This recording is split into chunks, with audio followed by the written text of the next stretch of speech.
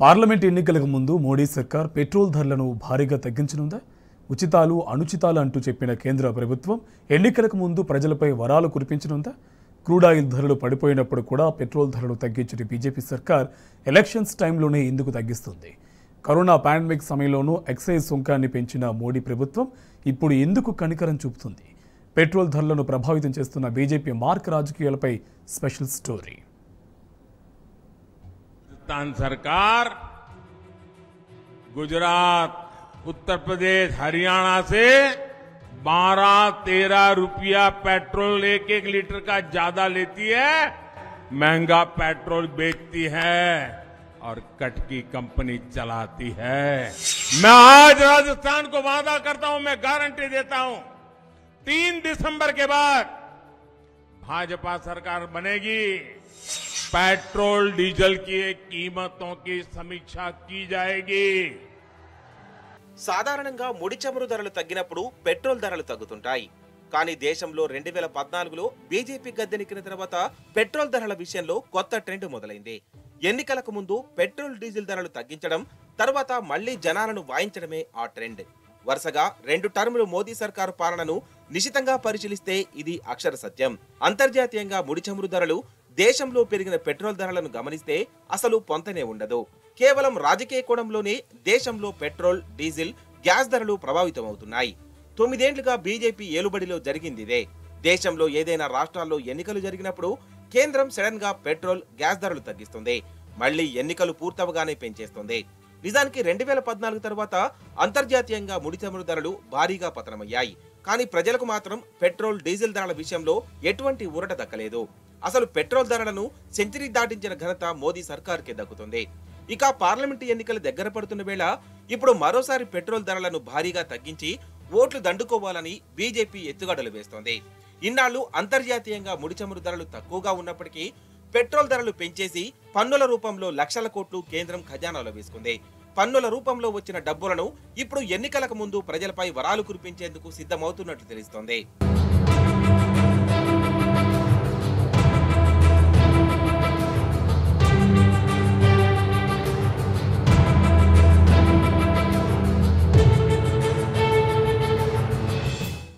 అచ్చేదినాయగా అనేది అధికారంలోకి రాకముందు బీజేపీ ఇచ్చిన నినాదం.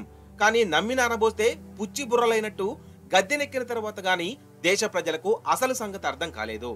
అచ్చేదిన్ మాట దేవుడెరుగు. సామాన్య ప్రజల బతుకు అత్యంత దుర్భరంగా మారింది.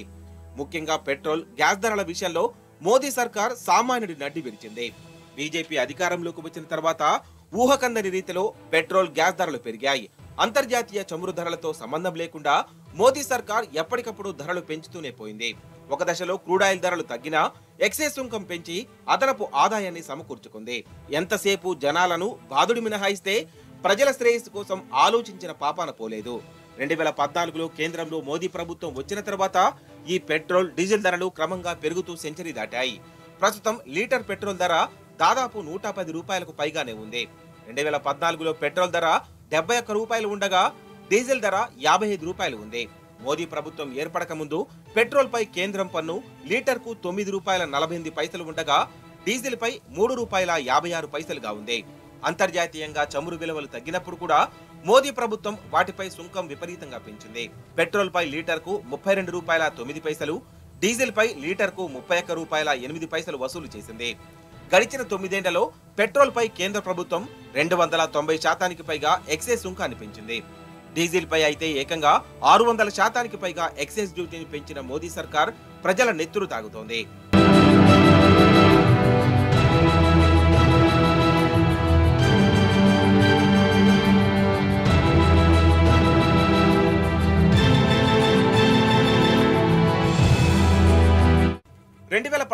బీజేపీ ప్రభుత్వం గద్దెనెక్కిన నాటికి అంతర్జాతీయంగా బ్యారెల్ క్రూడ్ ఆయిల్ ధర సుమారు $105.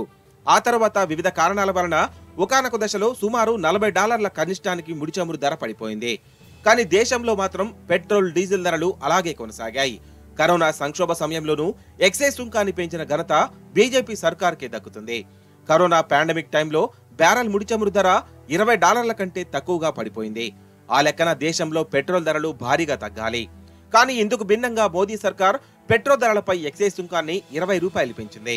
అంతర్జాతీయంగా ప్రస్తుతం క్రూడ్ ఆయిల్ ధర $77గా ట్రేడ్ అవుతోంది. ఒకవైపు ముడి చమురు ధరలు తగ్గినప్పుడు కూడా పెట్రోల్ డీజిల్ ధరలను పెంచిన మోదీ సర్కార్ కేవలం ఎన్నికల సమయంలో మాత్రమే ధరల తగ్గింపు నాటకం ఆడుతోంది. దేశంలో ఎన్నికల సమయంలో మాత్రమే పెట్రోల్ ధరలు తగ్గిస్తోంది. ఎన్నికలు పూర్తి కాగానే మళ్లీ షరా మామూలే.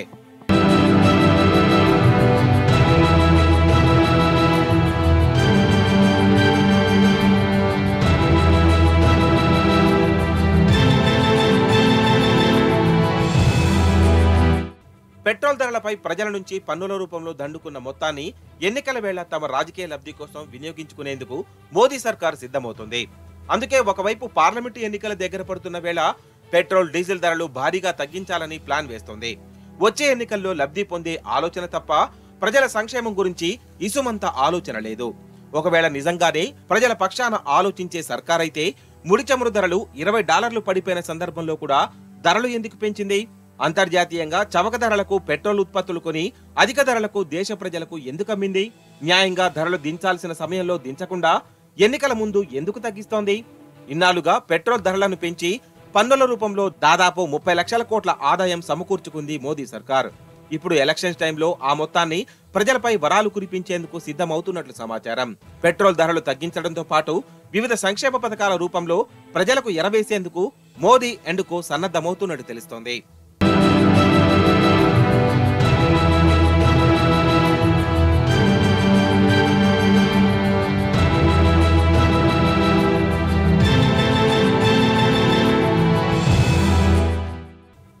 దేశంలో రాజ్యాంగబద్ధంగా ప్రతి 5 ఏళ్లకోసారి ఎన్నికలు రావాలి. కానీ బీజేపీ విధానాలు చూసిన తరువాత తరచూ ఎన్నికలు వస్తే బాగుంటుందని ప్రజలు కోరుకునే పరిస్థితి దాపురించింది. ఎందుకంటే ఎన్నికలు వస్తేనే కేంద్రం పెట్రోల్ డీజిల్ ధరలు తగ్గిస్తుందని ప్రజలకు అర్థమైంది. 2017 గుజరాత్ ఎన్నికలు, 2019 సాధారణ ఎన్నికలు, 2020లో 5 రాష్ట్రాల ఎన్నికలు, 2023లో 5 రాష్ట్రాల ఎన్నికలే ఇందుకు నిదర్శనం.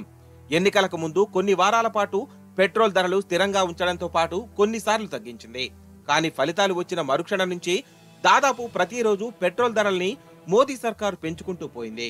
తాజాగా ఇప్పుడు పార్లమెంటు ఎన్నికలకు ముందు పెట్రోల్ డీజిల్ ధరలను భారీగా తగ్గించాలని ప్లాన్ చేస్తోంది.